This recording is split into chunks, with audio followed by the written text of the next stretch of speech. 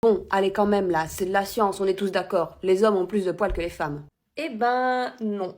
En réalité, la science elle a démontré que tout le monde, quel que soit notre âge ou notre genre, on a environ 5 millions de follicules pileux, c'est-à-dire les endroits où poussent les poils. Ah oui, et la barbe alors?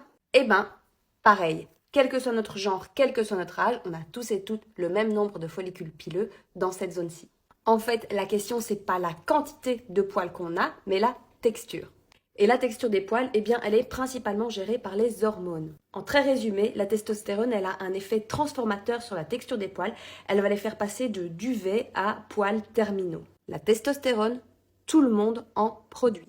De manière générale, les individus de sexe masculin en produisent plus, et notamment à l'âge de la puberté, moment où les individus de sexe féminin vont avoir plutôt tendance à produire des œstrogènes. Cela dit, c'est pas aussi binaire que ça, et en fait, tous les bouleversements hormonaux qui vont arriver dans la vie d'une personne, quel que soit son sexe, vont avoir une influence sur le type d'hormones qu'elle va produire et la quantité d'hormones qu'elle va produire. Et donc aussi la texture de ses poils. Tout ça est donc parfaitement naturel et parfaitement ok.